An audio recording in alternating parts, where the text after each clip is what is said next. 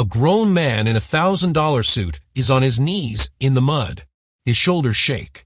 His fingers claw at a gravestone with his daughter's name on it. And just a few meters behind him, hidden behind a tree, that same daughter is alive, watching, trembling. If she dares to call his name, she believes he will die. This is the story of John Harrison, a billionaire everyone envied until the day the fire took everything. The cemetery is almost empty. Only the wind moves and John. He walks between the graves like a ghost in an expensive coat, eyes hollow, steps heavy, as if every movement hurts. 2 months ago, his 10-year-old daughter, Isabella, went for what was supposed to be a normal weekend. A cozy cabin in the woods. A warm fireplace. A stepmother who always smiled sweetly and called her my little princess. That woman's name was Stella. The cabin was Stella's pride. Remote woods in upstate New York. A perfect escape from the world. Or at least, that's what everyone believed. That weekend, Stella said she had to run to the city for some urgent business, leaving Isabella alone for just a few hours. It should have been safe. It should have been ordinary. Instead, firefighters later found only blackened wood, twisted metal, and a tiny bracelet in the ashes. The authorities said the same thing over and over. The fire was too strong. The body couldn't be recovered.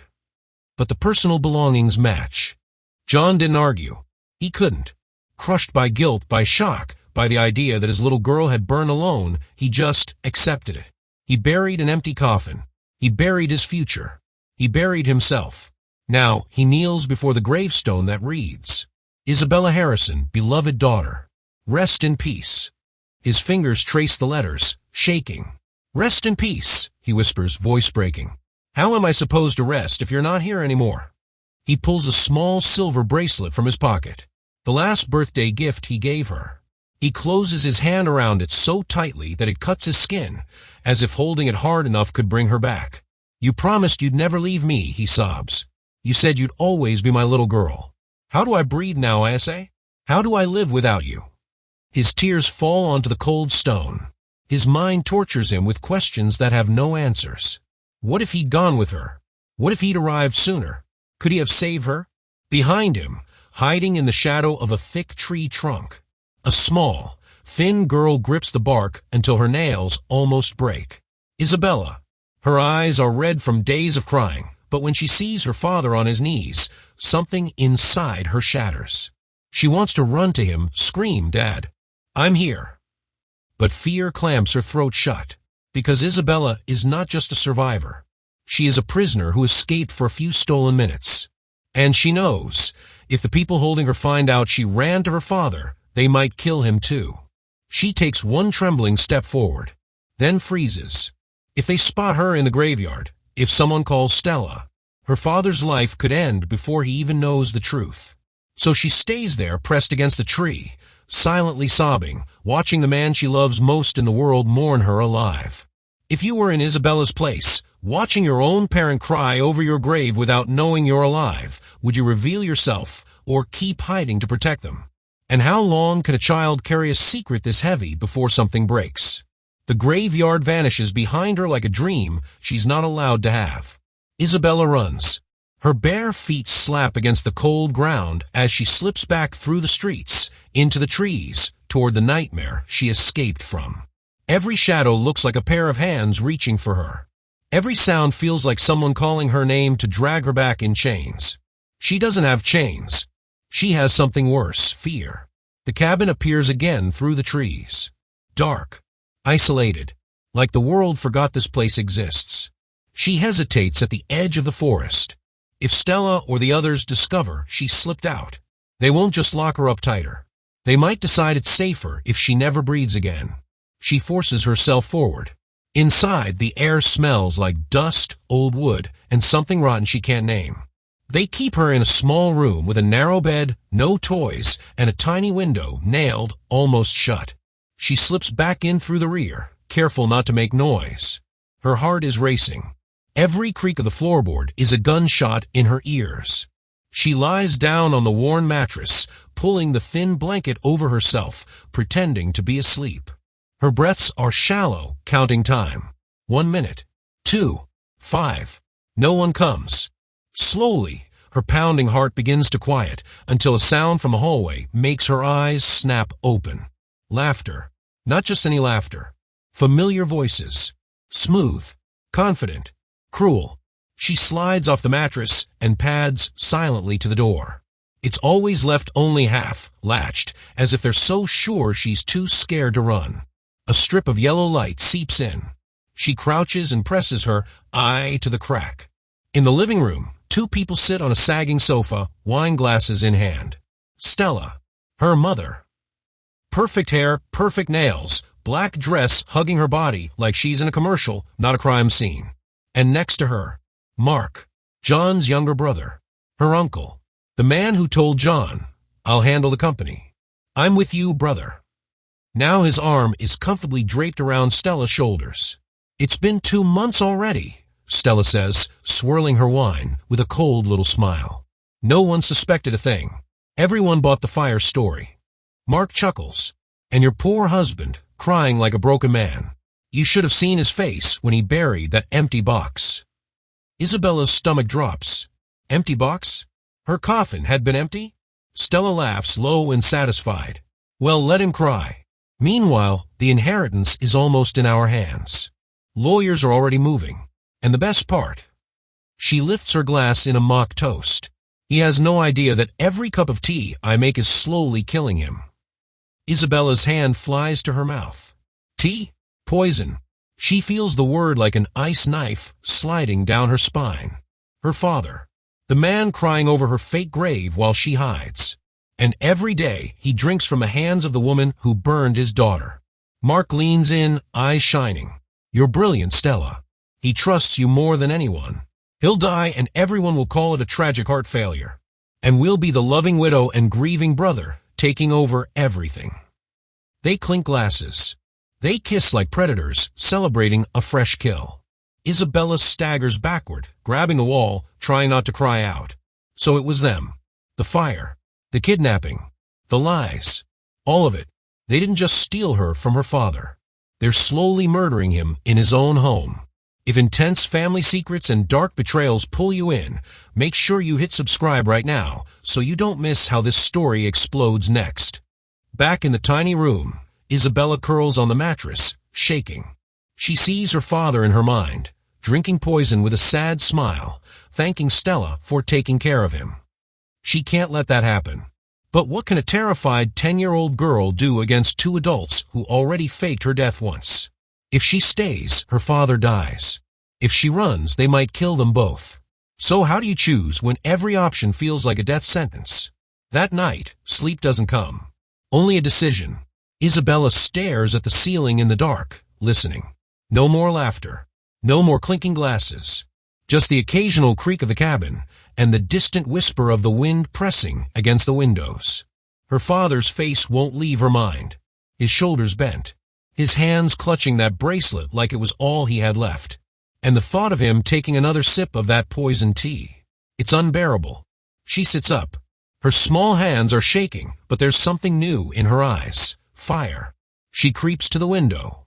The wood frame is swollen and rusty, nailed tight for years. She tests it gently. It barely moves. She pushes harder. The old wood groans, a loud crack echoing through the room. Her heart jumps into her throat. She freezes, listening. Nothing. She takes a deep breath, pushes again, slow but relentless. Another creak. Another small gap. Cold air snakes into the room. Finally, with one desperate shove, the window pops open just enough for her to squeeze through. She doesn't hesitate. She slips out, scraping her knees on the splintered wood, tumbling down into the wet grass below. Mud coats her legs. The night air slaps her face awake. She stays low for a few seconds, waiting for a light to flick on, a shout, frantic footsteps. Silence. Then she runs. The forest is a maze of shadows and branches that claw at her clothes and skin. Every twig snapping under her feet sounds like an alarm. The cold bites through her thin pajamas. Stones slice her bare soles, but she doesn't stop. Can't stop. I have to reach Dad. I have to save him, she repeats in her head, like a desperate prayer. The trees thin. Signs of the city begin to appear. A broken fence, a distant road, the faint glow of faraway streetlights. By the time she staggers onto the sidewalk of John Harrison's neighborhood, the sky is already turning from black to deep blue. Dawn is coming. Her body is at its limit. Her breath is ragged. Her legs feel like they'll crumble any second. And then she sees it. The high iron gates of the mansion she used to call home. Suddenly, every late movie night, every birthday balloon, every breakfast at that long table flashes before her eyes. For a moment, she's not a kidnapped girl. She's just a daughter going home. She drags herself to the gate and pounds on it with both fists. At first, the knocks are weak, then stronger. "Dad." Her voice cracks into a whisper. "Dad, please." Inside, a light comes on. Footsteps echo through the hallway she knows by heart. The front door opens. A tall figure appears behind the gate, outlined by the foyer light. John. He moves closer, confused, as if his mind refuses to match the shape in front of him with reality. She looks smaller, thinner, her hair tangled, her face smeared with dirt and tears. "ISA." The word trips out of his mouth like he's afraid it might vanish if he says it too loud. He fumbles with the lock, throws the gate open, and she stumbles forward, straight into his arms. The impact of that hug is like a dam breaking. He collapses to his knees, holding her so tight it's as if he's scared she'll dissolve into smoke. Isabella sobs into his chest.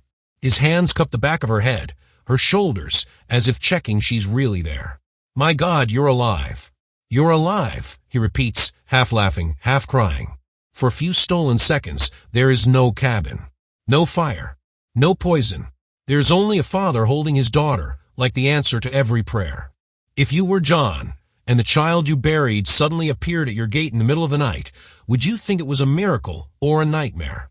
Tell me in the comments, what's the first thing you would say to her?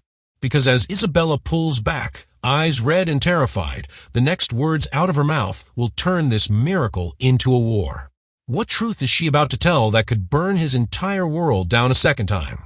For a moment, John just stares at her, taking in every scratch, every bruise, every tear track on her face. Then the questions explode. Where have you been? What happened? The fire, they told me. His voice collapses under the weight of all the things he's been too broken to ask. Isabella grabs his shirt with both hands, knuckles white. "Dad, I wasn't in the fire. I was never alone there. It was all a lie." He blinks, stunned. "A lie? Isabella, what are you saying?" He ushers her inside, locks the door, and takes her to his study, the one room he still keeps in order. The curtains are drawn, shutting out the world. He kneels in front of her, trying to slow his breathing. Start from the beginning. Slowly. "I'm here. I'm listening." She swallows hard. "Stella and Uncle Mark, they did it. The fire, the kidnapping, all of it. I heard them. They were laughing about it." John's face drains of color. He shakes his head automatically. "No, SA. Mark has been at my side through everything. And Stella, she's been taking care of me." Isabella's eyes fill again, but this time with anger. "She's taking care of you with poison, Dad." The word rips through the room. She tells him about the cabin, the empty, locked room, the voices in the living room, Stella boasting that no one suspected the fire, Mark mocking him for crying at the grave, the two of them clinking glasses over the inheritance, and Stella calmly confessing that every cup of tea she serves him is slowly, quietly killing him. The more she speaks, the more John's expression changes. Shock, confusion, then something darker. A slow, rising fury that stiffens his jaw and tightens his fists until his knuckles turn white. He staggers to his feet and paces the room like a caged animal. "My own wife. My own brother." He slams a fist into the desk so hard a picture frame falls. "All this time, I thought they were my lifeline, and they were the ones holding my head underwater." Isabella flinches at the sound, but she doesn't back away. "I didn't know what to do," she whispers. "But I couldn't just let you die. I had to come." He stops pacing, walks back to her, and kneels again. He cups her face in his hands, eyes burning, voice rough with emotion. "You did the bravest thing I've ever seen in my life." For a heartbeat, the only sound is their breathing. Then his mind clicks into place. Grief starts turning into something else. Strategy. If I confront them now, he says slowly, they'll deny everything. They'll panic. They might run. Or worse, they might come after you again. He looks into her eyes, the anger now sharpened into cold determination.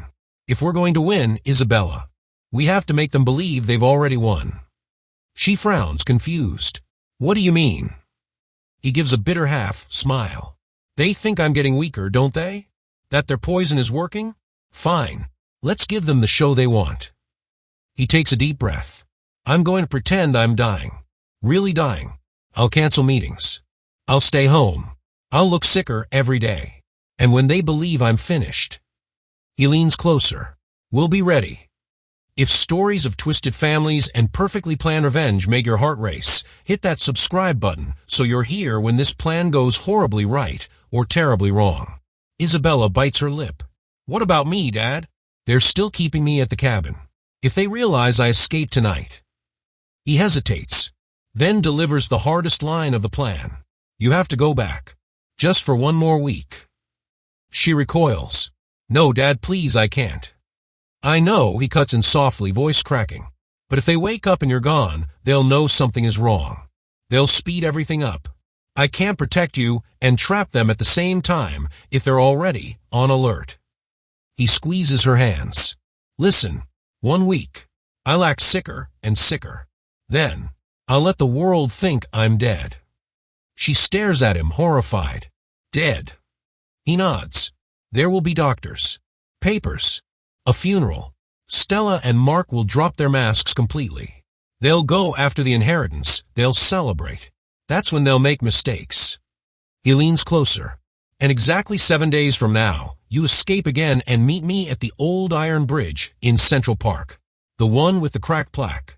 3 p.m. Don't be early. Don't be late. Do you understand? Isabella's heart hammers in her chest. He's asking her to return to the people who tried to erase her from existence and trust that he'll still be alive when she comes back. Can a child walk willingly back into her own prison for the sake of revenge? And what happens if even one piece of this deadly performance goes wrong? The next days turn into theater. John Harrison, the unbreakable businessman, begins to crumble in public. He cancels meetings with vague apologies about not feeling well. He skips events, stops going to the office. Rumors start circulating. Exhaustion, stress, something about his heart. Inside the mansion, he stages his sickness with frightening precision. He lets his shoulders sag when Stella enters the room. He winces, moves slower, pretends to lose his appetite. He coughs into a handkerchief, eyes dim, voice weak. Stella watches him closely, like a doctor observing a patient or a hunter watching prey, finally tiring. John, you should rest, she coos, bringing him a steaming cup of tea. Her favorite weapon. He accepts it with shaking hands. And as soon as she turns away, he carefully swaps it for a cup he prepared himself and pours the contents into a concealed flask. From that day on, nothing she cooks, brews, or offers passes his lips. He eats from sealed packages, drinks only from what he opens himself. He even has a private doctor he trusts coming quietly, off the books, to monitor him. The irony is brutal. For the first time in months, his health actually starts to improve, while Stella congratulates herself on his decline. Meanwhile, in the cabin, Isabella's days stretch endlessly. She keeps her eyes dull, her shoulders hunched, her voice flat when anyone is near. She eats in silence, stares at the wall, pretends she's broken beyond repair. They don't realize that inside her a clock is ticking, counting down to 3 p.m. at an old iron bridge. At night, she hears Stella and Mark again. He's getting worse, Stella says one evening, laughing softly. The doctor says his heart is failing. Isn't that poetic? Mark snorts. I almost feel sorry for him. Almost. 2 funerals in 1 year, poor guy. They both laugh. Isabella grips her blanket, so tightly it tears at the seam. They think she's dead. They think her father's mind will die with him. But outside, rumors of John's sickness turn into news. A week later, headlines flash everywhere. Business tycoon John Harrison in critical condition. Death of a giant. Source says his heart can't take it. Then one morning, the world wakes up to a different kind of notification. Breaking news. John Harrison, 52, confirmed dead. Official cause, cardiac arrest. The story spreads like wildfire on every channel, every phone, every office screen. In the cabin, a small TV in the corner blares the announcement. A picture of her father, smiling confidently, fills the screen under the word In Memoriam. Isabella feels the floor tilt. Her mind screams, "He's alive, this is the plan, this is the plan." But her heart cracks at the sight of the whole world mourning a man she hopes is only pretending to be gone. She can't move. If she cries, they'll wonder why the dead girl cares. If she trembles, they'll ask questions she can't answer. So she bites her lip until she tastes blood and keeps her face empty. Back in the city, a funeral is announced. The date is set. The guest list is overflowing with politicians, CEOs, reporters. Everyone wants to see the final goodbye of John Harrison. If you were watching this plan from the outside, would you think John was a genius or insane? Would you dare fake your own death just to expose the people closest to you? Share your honest answer in the comments. As the world dresses in black, two very different funerals are taking shape. The one the cameras will see, and the one only a 10-year-old girl and her father truly understand. But what if pretending to be dead attracts more danger than staying alive ever did? The church is overflowing. Black suits, dark dresses, sunglasses hiding wet eyes and dry ones alike. Cameras hover near the doors, capturing every important face that walks in. On the giant screen at the altar, a slideshow of John Harrison's life plays in slow motion. Smiles at charity events, handshakes with world leaders, candid shots with his daughter at the park, the last one before the fire. In the front row, Stella sits in a perfectly tailored black dress, a lace veil covering half her face. She looks like the portrait of grief. Every few minutes, she dabs her eyes with a tissue. Sometimes she trembles just enough for people in the second row to lean in and whisper, "Poor thing." Next to her, Mark looks appropriately shattered. His jaw is clenched, his eyes red, his tie slightly crooked like he dressed in a hurry through heartbreak. They stand up when the coffin is wheeled in. What no one in that room knows, what the journalists whispering in the back don't know, what the entire nation watching live doesn't know, is that the coffin is empty. Again, several blocks away, in a nondescript car with tinted windows, John watches the live broadcast on a small screen. He sees his own coffin, his own face on the big screen, his widow sobbing, his devastated brother bowing his head. The rage is like acid in his veins, but mixed with it is something colder, sharper. Satisfaction. "They're good," he mutters under his breath, voice dripping with bitterness. "Almost makes me want to applaud." His phone buzzes with updates from the only people truly on his side now, his private lawyer, a detective, the few employees he trusts who've helped him collect evidence quietly these last days. Every word Stella and Mark thought no one would ever hear, every celebration they had in the safety of the cabin, they're not as hidden as they believe. Back in the forest hideout, Isabella watches the same funeral on the old TV. She sees Stella's veil, Mark's speech. She hears him say, voice trembling, "My brother was my hero. I don't know how to go on without him." And she wants to scream. She wants to smash the TV, run to the altar, point at them, and shout, "Liars." Instead, she stares blankly at the screen because someone is watching her reaction. "Callous little thing," a rough voice mutters behind her. Not a single tear for her father's funeral. If only they knew. A few days after the funeral, another important date is announced. The official reading of the will and the transfer of John Harrison's fortune. Stella and Mark pretend to resist the attention. "We just want to grieve in peace," Stella tells reporters, perfect voice quivering. But everyone knows they're the heirs now. Everyone expects them to step into John's place. And they intend to. If tense, twist-filled family sagas keep you glued to the screen, hit subscribe now so you don't miss the moment this perfect performance finally cracks. At the cabin, the seventh day creeps closer. Isabella barely sleeps. She counts not just hours, but heartbeats. The morning of the will reading, she wakes before sunrise. This is it. If her father's plan has worked, he's still out there waiting. If it hasn't, she's truly alone. She moves quietly to the window, hands already knowing where to push, where the wood is weakest. Outside, the world is still gray and cold. Today, while Stella and Mark sit in a courtroom to take everything from her father, Isabella will try to take something back. But will the bridge in Central Park hold a reunion? Or a new kind of goodbye? The window groans open a second time. This time, Isabella doesn't fall. She's learned where the nails are, where the frame catches, where to place her feet to land softly. She slips out into the half, light, and runs. The forest feels different today. Less like a maze and more like a tunnel. At the end of it, she imagines her father's arms, his voice, his heartbeat telling her that the plan has worked, that the nightmare is finally ending. Every ache, every bruise from the first escape flares up again, but she keeps going. Branches whip her face. Stones bite into her feet. Her breath turns into tight, painful gasps. But something keeps her upright. She refuses to allow her father's fake death to become real. By the time she reaches the city and stumbles into Central Park, the sun is high. Joggers pass by. Tourists take pictures.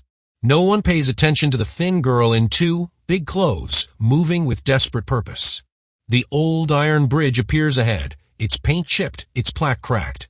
3 p.m. is only minutes away. She grips the railing, scanning every face. What if he's not here? What if he's been caught? What if Stella realized the tea wasn't working and... Isabella. The voice comes from behind her. She turns. There he is. No sickly pallor. No hollow eyes. Tired, yes. Changed, yes. But alive. Powerfully, defiantly alive. She runs to him. This time there are no bars, no gates, only open space. He sweeps her off her feet and spins her in a circle, laughing through tears like he used to when the world was simple. For a moment, the park falls away. There is no plan, no poison, no traitors. Just a father and daughter finally breathing the same free air. When he sets her down, his eyes are damp but burning with focus. "We did it, I say," he says quietly. "They believe I'm dead. They're already moving to take everything." She wipes her face. "Now what?" "Now," he says, "we stop them." They sit on a nearby bench, and John explains what's been happening in the days since his death. The private detective he hired has been sneaking hidden cameras and audio recorders into the cabin. Every time Stella and Mark toasted their victory, every time they mocked his grief, her death, every time they bragged about the poison and the fire, the devices were listening. He pulls a small tablet from his bag and shows her. On the screen, Stella appears, glass in hand, saying, "Soon they'll say it was natural causes, and we'll walk away rich and innocent." In another clip, Mark laughs. "The idiot never suspected us." First the daughter, then the father. Clean and simple. Isabella's hands shake, but this time, it's with something like relief. "It's all there," she whispers. "Every lie they told." He nods. "My lawyer and the detective are already working with a special unit. But we're not just going to quietly hand them over. They use the stage, the cameras, the world's sympathy to play their roles." His jaw tightens. "So we'll use the same stage to rip those masks off." He tells her about the will reading, about the courtroom where Stella and Mark will sit today, dressed in black, pretending to be tragic survivors while grabbing papers that transfer everything to them. Every major business outlet will be there, he says. They love a story about power changing hands. He looks at her. "How about we give them a better story? If you live for that moment when villains think they've won, and then the floor disappears beneath their feet, don't forget to tap like on this video. It lets me know you want more endings like the one that's coming." They move quickly. Within hours, there's a quiet meeting with the detective, the lawyer, and a prosecutor who smells blood in this case. Evidence is copied, warrants are prepared. Arrangements are made so that when John appears, he won't just shock the room, he'll bring the law with him. "You don't have to come," he tells Isabella gently, as they drive toward the courthouse later. "You've been through enough." She shakes her head, eyes steady. "I have to. They tried to erase me, Dad. I need them to see that they failed." He squeezes her hand. Outside the courthouse, reporters jostle for space. Inside, Stella and Mark sit at the front, pens ready, faces solemn, hearts greedy. They have no idea that the door behind them is about to swing open, and the dead are about to walk in. How will a courtroom full of lawyers and cameras react when a supposedly dead billionaire and his buried daughter step inside? And when masks fall in public, will the truth be enough to destroy two people who've built their lives on lies? The inheritance hearing starts like any other high-profile legal formality. The judge reads out sections of John Harrison's will. Lawyers murmur. Cameras are kept outside, but journalists fill the back rows, pens ready. At the front, Stella sits in elegant black, a discreet necklace glinting at her throat, one of John's last gifts. Mark sits straight beside her, his suit flawless, his expression grave. On the table in front of them lie stacks of documents. Shares, properties, cash, everything John built over decades. The judge finishes a paragraph and looks up. As primary beneficiaries, Stella Harrison and Mark Harrison will now sign to acknowledge receipt of the estate, pending final processing. Stella's hand trembles just enough as she takes the pen. To the room, it looks like grief. To her, it's the thrill of victory. She signs her name with a slow, graceful flourish. Mark does the same, lips pressing into a thin line of forced dignity. They exchange a tiny glance. Almost invisible. Almost. In their minds, it's done. They've burned a child, slowly murdered a man, fooled a nation, and today, the law is sealing their success in ink. The judge stands. With e-signatures, the court recognizes the execution of John Harrison's estate. Boom. The double doors of the courtroom slam open so violently that everyone jumps. Papers flutter. Heads snap around. At the entrance stands a figure no one expected to see again. John Harrison, very much alive. He's not hiding behind sunglasses or hats. He's dressed in a simple dark suit, no tie, his face pale but burning with something stronger than life, righteous fury. Beside him, a small hand grips his. Isabella steps into the room. Gasps ripple through the crowd. Someone shouts, "He's alive." Another whispers, "The girl, wasn't she?"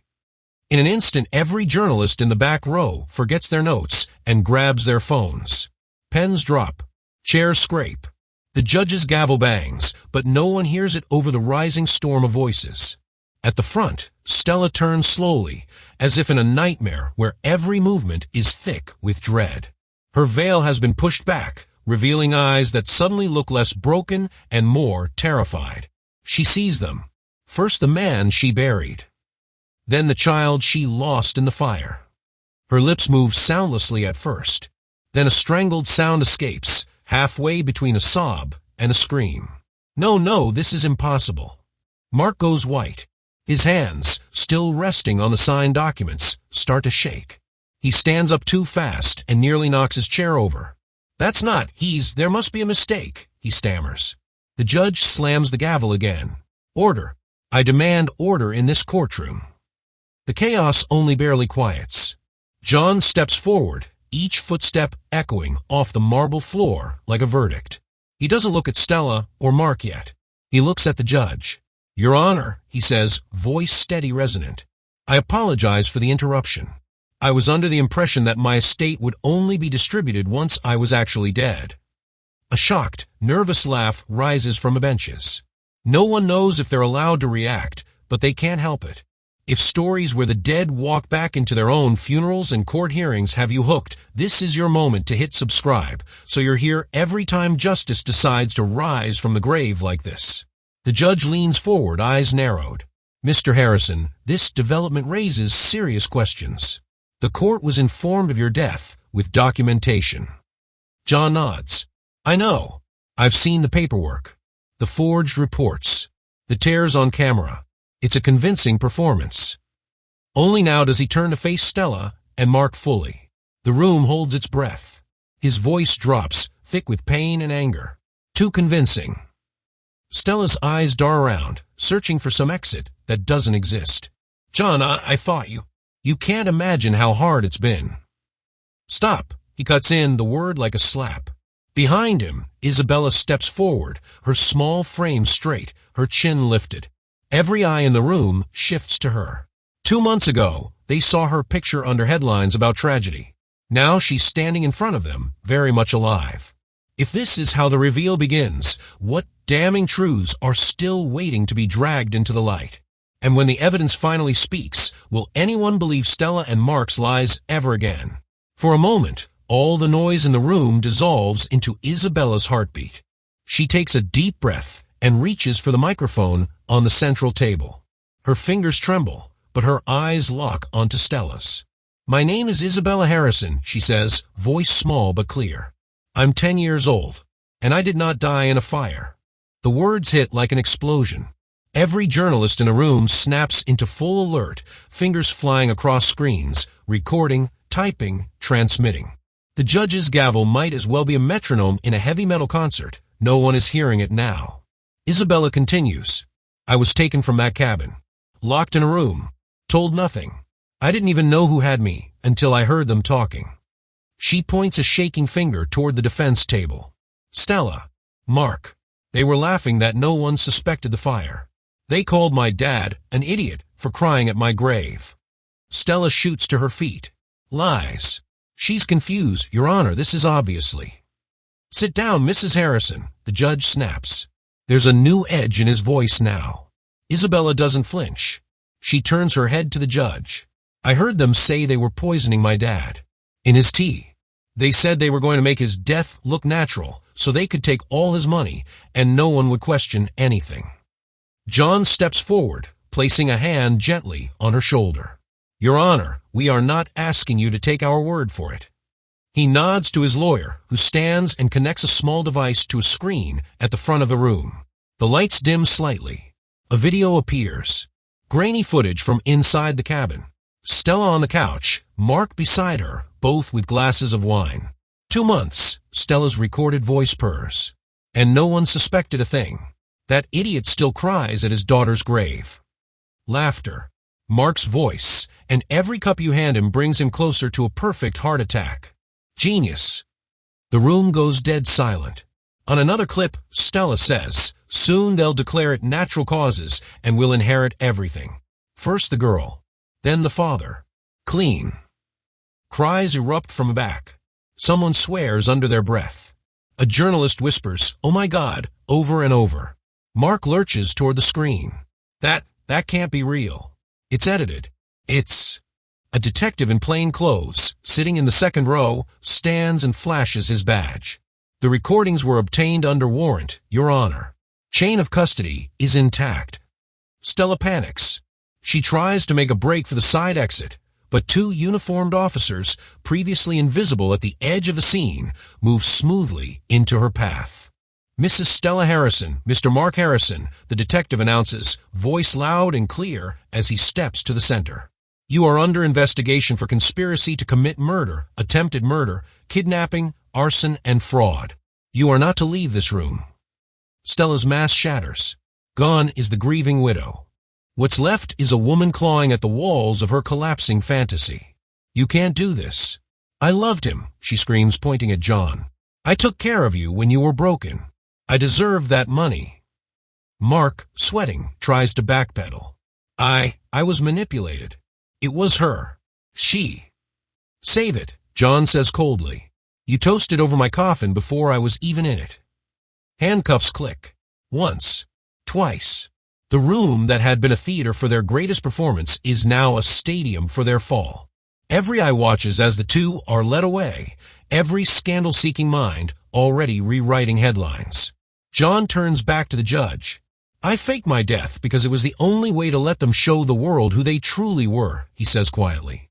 "But it cost my daughter and me more than anyone will ever see on a balance sheet." He looks at Isabella, then at the court. "I ask that these proceedings be suspended until the full extent of their crimes has been examined. I have no intention of letting the people who tried to bury us walk away with what's left of our lives." The judge nods, still clearly shaken. Given the extraordinary circumstances, the court will indeed suspend this session. An immediate criminal investigation is now a priority. The gavel falls. Outside, cameras are already live. The story is too big to control now. The girl who came back from the dead. The billionaire who crashed his own inheritance hearing. The widow and brother exposed as alleged killers. Later, in the quiet of the car, the adrenaline drains. Isabella leans against her father's arm and falls asleep mid-breath, utterly exhausted.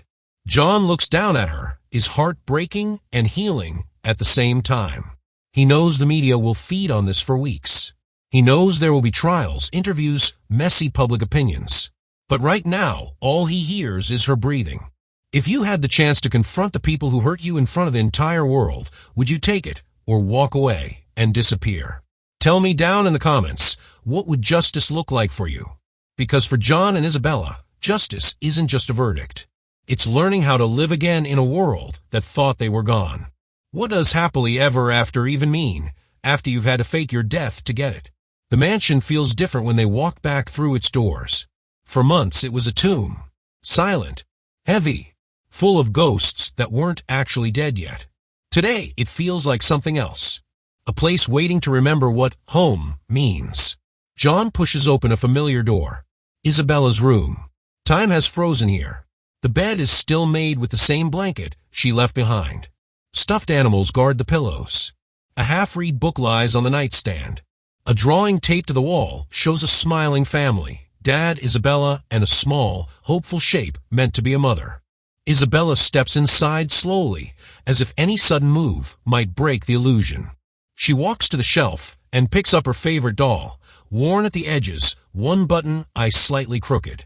She hugs it to her chest and starts to cry, really cry, for the first time since the fire. "I thought I'd never see this again," she whispers. John stands in the doorway, his own eyes shining. "I thought I'd never see you again," he replies. "The room, the house, all of this is just walls and things. You're what makes it alive." That night, he refuses every call from lawyers and reporters. The world can wait. He sits in a chair by her bed as she finally falls into deep, unbroken sleep under her own blanket. Every gentle breath she takes is a sound he'd thought he'd never hear again. He watches the shadows shift on the ceiling and thinks of everything that's happened. The fire, the grave, the poison, the fake death, the courtroom. Some scars will never truly fade. But somewhere, buried under the wreckage, a new beginning pulses. If you crave more stories where pain turns into power and broken families fight their way back to the light, make sure you subscribe, so you're here every time we dive into another journey like John and Isabella's. At dawn, they walk together to the cemetery. No cameras, no crowds, just a father, a daughter, and a stone that's been lying about her for 2 months. They stop in front of a grave that reads, "Isabella Harrison, rest in peace." John's jaw tightens. This stone doesn't mean peace to him. It means a lie so big the world believed it. Without warning, he steps forward, places both hands on the top of the headstone, and pushes. The marble tips, then crashes to the ground. The sound echoes through the empty cemetery like a final verdict. The gravestone splits into pieces. Isabella jumps at the sound, then stares at the shattered stone. Slowly, she smiles through her tears. "I wasn't born to be buried, Dad," she says softly. "I was born to live." Her words slice through the morning air, clean and bright. John turns to her, eyes brimming. He kneels so they're face to face. "And I'll live to see you do it," he replies. "Every birthday, every dream, every stupid little joke you tell. I'm not going anywhere. Not ever again." She throws her arms around his neck. He holds her close, feeling her heart beat against his chest, in perfect rhythm with his own. They stand like that for a long moment, in place meant for endings, claiming it as their new beginning. When they finally turn and walk away, the broken stone stays behind, a monument not to death, but to a lie that failed. Ahead of them is a road full of reporters, court dates, therapy sessions, new routines. None of it will be easy. Some nights will still be haunted. Some wounds will ache when it rains. But they'll face it together. Because some stories don't end when the coffin closes or when the gravestone is carved.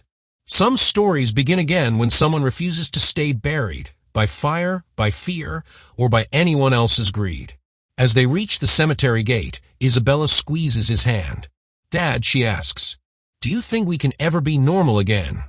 He looks down at her and smiles. "Maybe we won't be normal," he says. "Maybe we'll be something better. We'll be the family that survived." And with that, They step out of the place where their world once ended, into a future they're finally brave enough to claim. After everything they've endured, betrayal, loss, revenge, and rebirth, one question still lingers. When life buries you under lies and pain, will you stay underground? Or will you fight your way back into the light like Isabella did?